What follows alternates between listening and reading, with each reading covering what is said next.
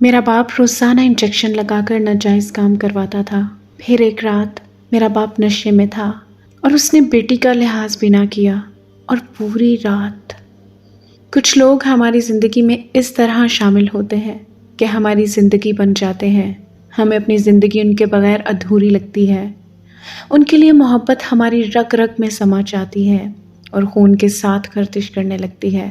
وہ بھی اسی طرح میری زندگی میں ایسے ہی شامل ہوئی تھی۔ اسے دیکھنے اور اس کے بارے میں جاننے کا تجسس مجھے اس کے قریب لے گیا۔ اس سے بات کر کے مجھے محسوس ہوا کہ جتنی چہرے سے معصوم دکھتی تھی، اس سے کہیں زیادہ وہ دل سے خوبصورت تھی۔ اس کی آنکھیں ہمیشہ کوئی انکہی داستان سناتی تھیں۔ اس کی خوبصورت آنکھوں میں گزرے وقت کی نہ جانے کون سی پرچھائی تھی کہ وہ کسی سے بھی نظر نہیں ملاتی تھی۔ نہ جانے اسے گزرے ہوئے وقت کے کس بھید کے کھل جانے کا ڈر تھا۔ میں دارالامان میں سیکیورٹی انچارج تھی۔ وہاں تمام لڑکیوں کی دیکھ بھال کرنا اور ان کا اندر اور باہر آنے جانے کا وقت مقرر کرنے کا کام میرا تھا۔ صفائی کا خیال بھی میں رکھتی تھی۔ پہلے میں نوکری طرح کی طرح یہ کام کر رہی تھی، مگر جب سے وہ لڑکی دارالامان میں آئی تھی، مجھے اپنے کام میں دلچسپی محسوس ہونے لگی تھی۔ میں اکثر دارالامان میں موجود اس لڑکی کو دیکھ کر حیران ہوتی تھی۔ وہ بہت زیادہ خوبصورت تھی اور معصومیت تو جیسے اس پر ہی ختم تھی، مگر ہر وقت اس کی آنکھوں میں ڈر اور خوف رہتا تھا۔ وہ سہمی نظروں سے چاروں طرف دیکھتی رہتی تھی۔ بھوک پیاس بھی اس سے برائے نام ہی لگتی تھی۔ بہت کم وہ کچھ کھاتی پیتی تھی۔ مجھے اس میں بہت زیادہ کشش محسوس ہوتی تھی۔ میں بہانے سے اس کے ساتھ بات کرنے کی کوشش کرتی تھی، مگر وہ میرے یا کسی اور کے ساتھ کم ہی مخاطب ہوتی تھی۔ ایسے بولتی تھی جیسے بولنے کے بھی پیسے لگ رہے ہوں۔ بولتے بولتے اچانک ایسے چپ کر جاتی تھی جیسے اس کی کوئی چوری پکڑی جائے گی۔ ایک دن اسے شدید بخار ہو گیا۔ میں نے اسے دوا دی، لیکن بخار ٹوٹنے کا نام ہی نہیں لے رہا تھا۔ رات تک اس کے بخار میں بہت زیادہ شدت آ گئی تھی۔ موسم بے حد خراب تھا، تو میں اسے ڈاکٹر کے پاس لے کر بھی نہیں جا سکتی تھی۔ وہ دواؤں کے زیر اثر غنودگی میں تھی۔ میں اس کے ماتھے پہ ٹھنڈے پانی سے پٹیاں کر رہی تھی جب اس نے نیم غنودگی میں بڑبڑانا شروع کر دیا۔ خدا کے لیے میرے ساتھ ایسا مت کرو، رک جاؤ، یہ ظلم مت کرو۔ وہ روتے ہوئے ادھر ادھر سر پٹک رہی تھی۔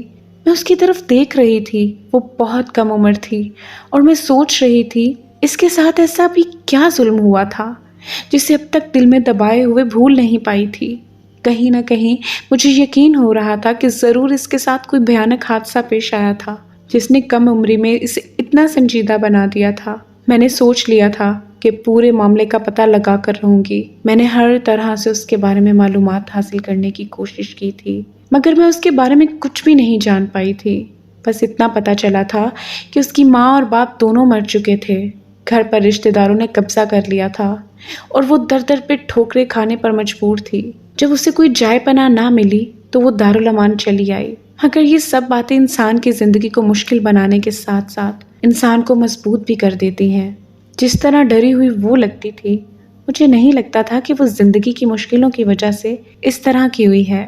اس کی زندگی میں کوئی بڑا واقعہ ہوا تھا جس کا ڈر اس کی آنکھوں میں ہر وقت رہتا تھا، اور وہ منہ سے کوئی بھی لفظ نکالنے سے پہلے 100 بار سوچتی تھی۔ اور آج جب بخار میں بڑبڑا رہی تھی تو اس کی یادداشت میں چھپا ہوا خوف میرے سامنے آ گیا تھا۔ میں نے سوچ لیا تھا کہ کسی بھی طرح اسے دوست بناؤں گی اور اس کی زندگی کے حالات معلوم کروں گی۔ زندگی کی بہت تلخیاں ہوتی ہیں، میں اس بات سے بہت اچھی طرح واقف تھی۔ ایسا نہیں تھا کہ میرے ساتھ کوئی حادثہ پیش آیا تھا، بلکہ دارالامان میں رہتے مجھے کافی وقت گزر چکا تھا اور اب تک میں نے ہزاروں لڑکیوں کی زندگیوں کی کہانی سنی تھی۔ دارالامان میں رہنے والی ہر لڑکی کی کوئی نہ کوئی کہانی تھی۔ کسی کے ماں باپ مر چکے تھے اور بھائیوں کے نکالنے پر وہ دارالامان چلی آئی تھی، تو کوئی ریپ وکٹم تھی جنہیں بعد میں اس معاشرے نے ایک طرف ان کے اپنے گھر والوں نے ہی قبول نہیں کیا تھا۔ بہت ساری لڑکیاں ایسی تھیں جو اپنے گھر والوں کی عزت قربان کر کے کسی کے ساتھ بھاگ جاتی ہیں، مگر وہاں بھی انہیں عزت نہیں ملتی۔ عزت تو دور، انہیں ایک طرف رہنے کے لیے جگہ بھی نہیں ملتی۔ اپنا سب کچھ گنوانے کے بعد وہ دارالامان آ جاتی ہیں۔ زندگی بہت تلخ ہے۔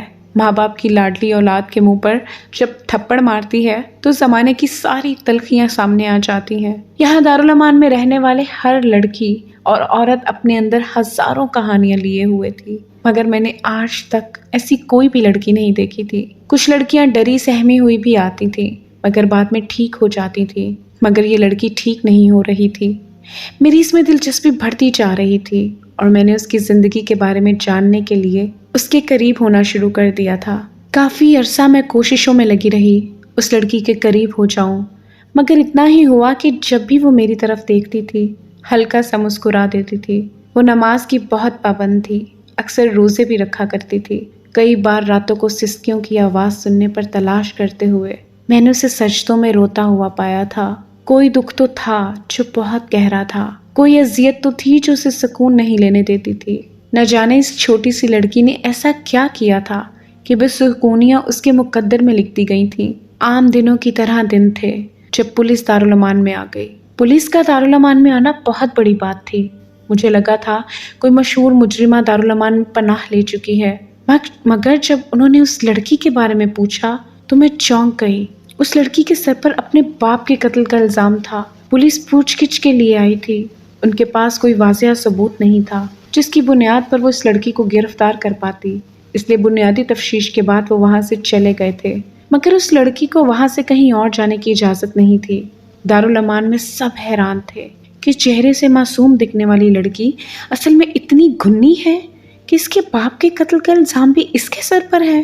میں خود حیران تھی کہ اتنی معصوم لڑکی اپنے باپ کو قتل کیسے کر سکتی ہے، مگر دارالامان میں آنے والی ہر لڑکی کے سر پر کوئی نہ کوئی الزام ضرور تھا، اس لیے مجھے پولیس کی بات پر یقین کرنا ہی پڑا۔ ہو سکتا ہے اس کی معصومیت بس ایک دھوکہ ہی ہو، مگر میرا دل اس بات کو نہیں مانتا تھا۔ ماہ ستمبر چل رہا تھا۔ وہ عام دنوں کی طرح ایک دن تھا جب میں نے دیکھا کہ وہ لڑکی سب سے الگ تھلگ بیٹھی ہوئی ہے۔ اس کے چہرے پر بہت زیادہ اداسی چھائی ہوئی تھی، آنکھوں سے آنسو نکلنے کے لیے بے تاب تھے۔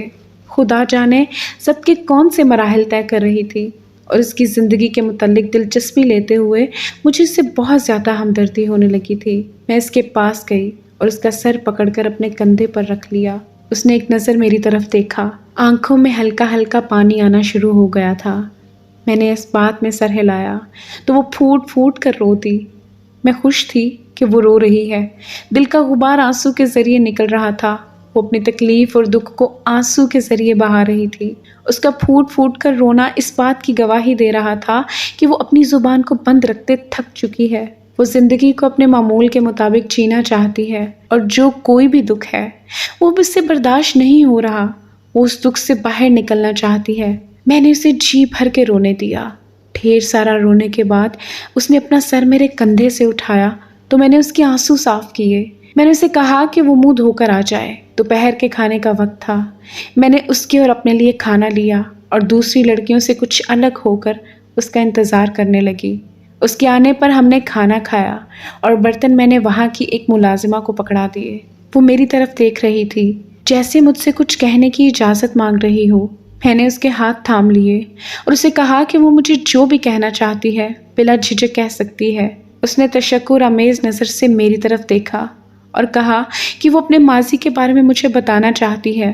میں نے اس بات میں سر ہلایا اور اس نے اپنی کہانی سنانا شروع کی۔ اس کی کہانی اس قدر تکلیف دہ تھی کہ سنتے سنتے میری آنکھوں میں آنسو آ گئے۔ مجھے سن کر بھی تکلیف ہو رہی تھی، اس پہ تو گزری تھی، اس کا کیا حال ہوا ہوگا میں سمجھ سکتی تھی۔ اپنوں کے دیے زخم اس نے کس قدر بہادری سے برداشت کیے تھے، میں سوچ بھی نہیں سکتی تھی کہ کوئی باپ اپنی بیٹی کے ساتھ ایسا کر سکتا ہے۔ اس کی تکلیف بھری کہانی کچھ یوں تھی۔ میرا نام زینب ہے، میری عمر تقریباً 15 سال تھی جب میرے بابا کا انتقال ہو گیا۔ بابا نے ہمارے لیے کافی جائیداد چھوڑی تھی۔ اگر میں اور میری ماں بیٹھ کر بھی ساری زندگی کھاتے تو کم نہ پڑتی، مگر خاندان والوں نے ہماری جائیداد پر قبضہ کرنے کی سازش کرنا شروع کر دی۔ انہوں نے مجھے اور میری ماں کو بلا وجہ پریشان کرنا شروع کر دیا۔ کبھی وہ ہمارے گھر پر چوروں ڈکیتوں کو بھیج دیتے، کبھی وہ میری ماں پر الزام تراشی کرتے، کبھی اسکول سے واپسی پر میرے پیچھے گھنڈے لگا دیتے۔ میری ماں صورتحال سے بہت زیادہ پریشان تھی۔ ابا جان کے چلے جانے کا دکھ بہت ہی بڑا تھا، مگر خاندان والوں نے ہمارا جینا حرام کر کے اذیت کی آخری حد پر پہنچا دیا تھا۔ میری ماں سارا دن روتی رہتی۔ پھر ان تمام مشکلات سے نکلنے کا ایک ہی حل میری ماں کو سمجھ میں آیا۔ میری ماں نے میرے ساتھ مشورہ کرنے کے بعد دوسری شادی کر لی۔ میں بھی ماں کی دوسری شادی کروانے کے لیے اس لیے تیار ہو گئی تھی کیونکہ ہم اکیلی عورتوں کو معاشرے نے جینے نہیں دینا تھا۔ معاشرہ ایک طرف، ہمیں تو ہمارے خاندان والے بھی عزت سے جینے نہیں دے رہے تھے۔ میری ماں اپنے ماں باپ کی اکلوتی بیٹی تھی، ان کا کوئی بھائی نہیں تھا۔ نانا نانی بھی بہت عرصہ پہلے چل بسے تھے، جس کی وجہ سے ہمیں کوئی بھی جذباتی سہارا میسر نہیں تھا۔ ابا نے میری ماں کے ساتھ شادی کرنے کے لیے پورے خاندان کی مخالفت مول لی تھی، اس لیے میرے ددیال میں بھی میری ماں کو اچھا نہیں سمجھا جاتا تھا۔ سونے پر سہاگا کہ میری ماں کے پاس لڑکا پیدا نہیں ہوا تھا بلکہ ایک بیٹی تھی۔ ددیال والے اس بات پر بھی ناراض تھے، اس لیے بابا اور ماں تقریباً اپنے اپنے خاندانوں سے بالکل قطع تعلقی کیے ہوئے تھے۔ ہم سکون سے اپنی زندگی گزار رہے تھے، کوئی دکھ کوئی پریشانی نہیں تھی۔ میرے بابا کی وفات پر جب وہ تمام لوگ آئے تو ہمارا گھر دیکھنے کے بعد ان کی آنکھیں کھلی کی کھلی رہ گئیں۔ انہوں نے ہمارے گھر پر قبضہ کرنے کا سوچ لیا، مگر میری ماں پڑھی لکھی تھی، انہوں نے ان کی ایک نہ چلنے دی، مگر تھی تو وہ بھی ایک عورت ہی۔ ان کے بہت زیادہ پریشان کرنے پر انہوں نے دوسری شادی کا فیصلہ کر لیا تھا۔ میری ماں کی دوسری شادی نے ہمیں خاندان والوں کے شر سے تو بچا دیا تھا، کیونکہ میرے سوتیلے ابا ہمیں خاندان والوں سے تحفظ دینے کے لیے محفوظ دیوار کی طرح کھڑے ہو گئے تھے، مگر میں ان کے شر سے نہیں بچ پائی تھی۔ میری ماں کو بھی جلد ہی احساس ہو گیا تھا کہ انہوں نے شادی کے لیے غلط انسان کا انتخاب کر لیا تھا۔ وہ خاندان والوں سے تو بچ گئی تھیں، مگر ابا سے مقابلہ کیسے کرتی؟ میرے باپ نے میری ماں کے ساتھ ساتھ میری زندگی بھی جہنم بنا کے رکھ دی تھی۔ میری عمر 18 سال ہو چکی تھی، میں دکھنے میں بہت زیادہ خوبصورت تھی۔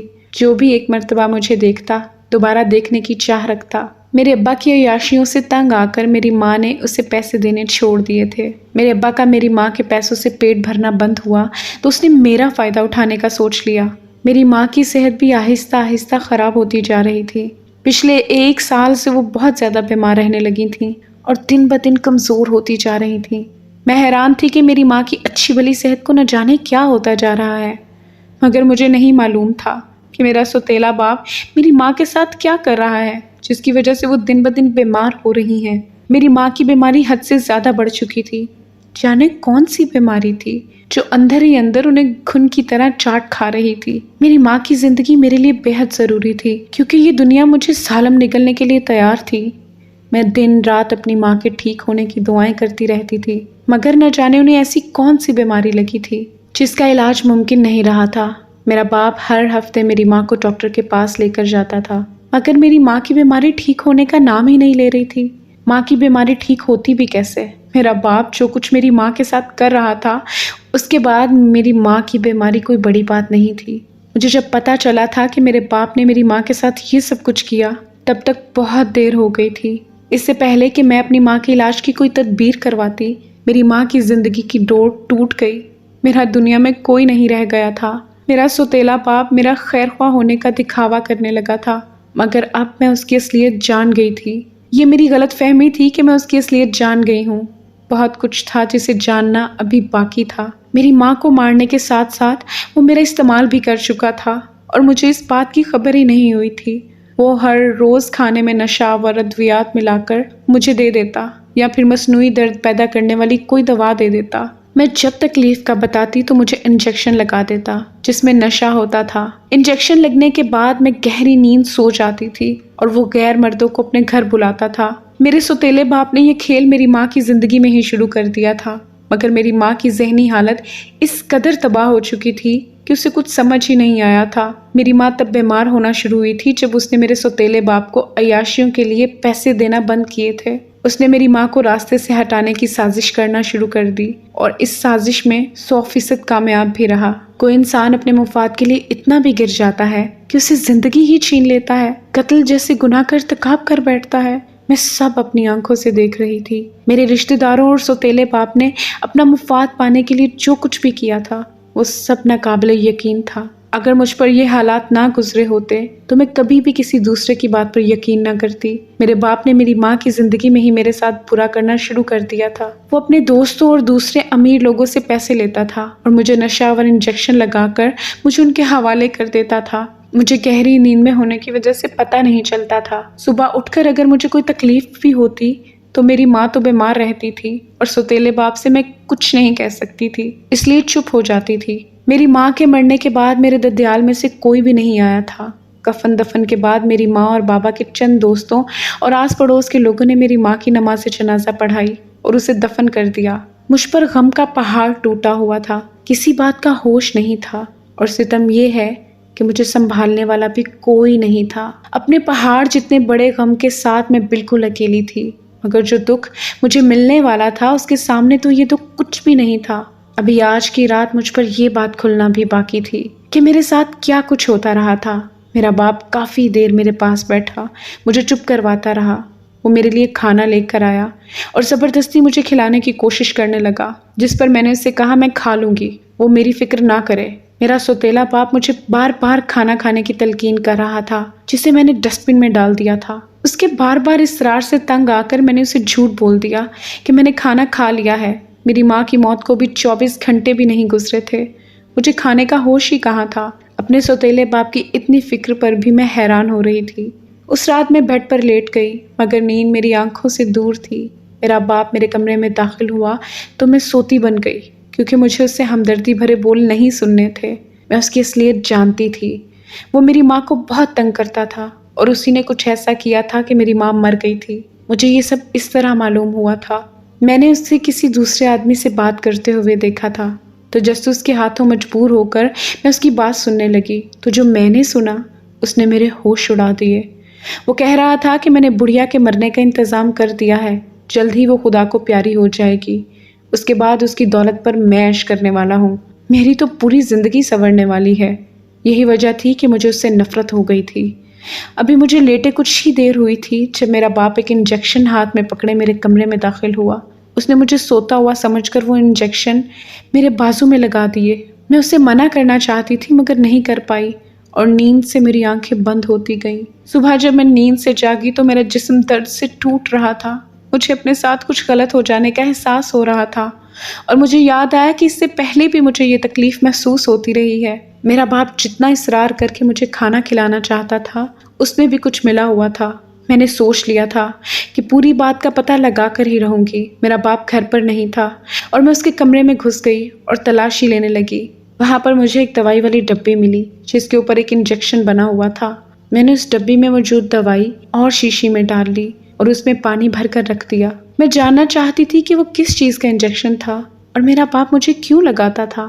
کہیں نہ کہیں مجھے محسوس ہو رہا تھا کہ اس میں شاید کوئی زہر تھا جسے وہ میری ماں کی طرح مجھے بھی مار دینا چاہتا تھا، مگر میرا باپ میرے ساتھ جو کچھ کرتا تھا اس کے سامنے موت تو کچھ بھی نہیں تھی۔ اگلی رات میں نے اپنے سوتیلے باپ کا دیا ہوا کھانا ڈسٹ بن میں پھینک کر اسے جھوٹ بول دیا کہ میں نے کھانا کھا لیا ہے۔ میں سونے کا ناٹک کر رہی تھی جب کچھ ہی دیر میں میرا باپ کمرے میں داخل ہوا اور اس نے پانی سے بھرا ہوا انجیکشن مجھے لگا دیا۔ میں ایسے ڈرامہ کرنے لگی جیسے میں بہت زیادہ گہری نیند میں ہوں۔ تب میرے باپ نے میرے ہی کمرے میں بیٹھ کر شراب نوشی کی۔ اچانک اس کے موبائل پر کال آئی۔ وہ بلند آواز میں بات کر رہا تھا اور کہہ رہا تھا کہ میں نے 2 انجیکشن لگا کر سلا دیا ہے، اب کب تک پہنچیں گے؟ جس پر معذرت کی گئی کہ وہ آج کی رات نہیں آئیں گے، جس پر میرا باپ انہیں گالیاں دینے لگا اور کہا کہ اسے پیسے پورے چاہیے کیونکہ اس نے اپنی طرف سے سب انتظام کر دیا تھا۔ میرے باپ کی ادھوری باتیں میری سمجھ میں آ رہی تھیں، مگر میں ان باتوں کو سمجھتے ہوئے بھی سمجھنا نہیں چاہتی تھی۔ نشے میں دھت میرے باپ نے موبائل بند کر دیا اور خود ہی بڑبڑانے لگا۔ پھر اچانک وہ اٹھا اور میری طرف بڑھنے لگا اور کہنے لگا کہ اس کے گاہک تو آئے نہیں، چلو آج میں ہی مزے لے لیتا ہوں۔ اپنے باپ کی اس قدر گھناؤنی بات سن کر مجھے بہت غصہ آیا، مگر میں اس کی آخری حد بھی دیکھ لینا چاہتی تھی۔ وہ میرے پاس آیا اور میرے کندھے سے دوپٹہ اتار کر دور پھینک دیا۔ اس سے پہلے وہ میرے کپڑوں کے ساتھ کوئی چھیڑ چھاڑ کرتا، میں اٹھ کر بیٹھ گئی اور ایک زوردار تھپڑ اپنے باپ کے منہ پر مارا۔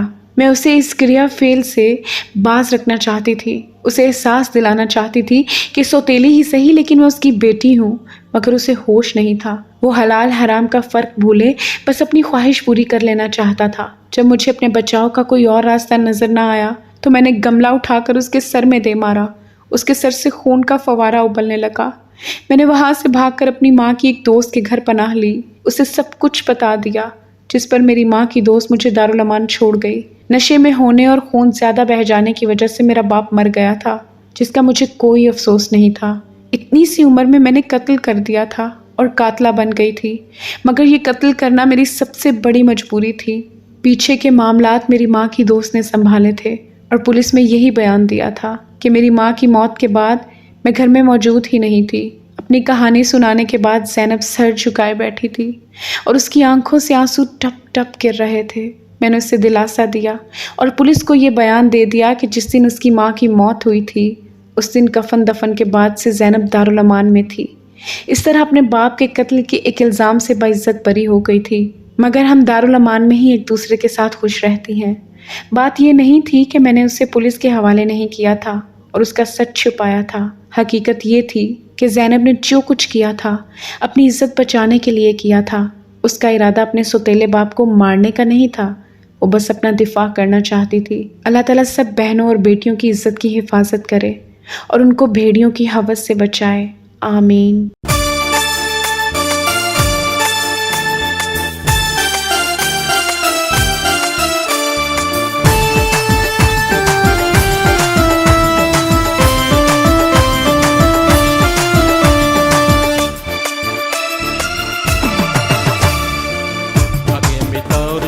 প্রেম করিতাম আগে আমি তোর সাথে প্রেম করিতাম আগে আমি তোর সাথে প্রেম করিতাম আগে আমি তোর সাথে প্রেম করিতাম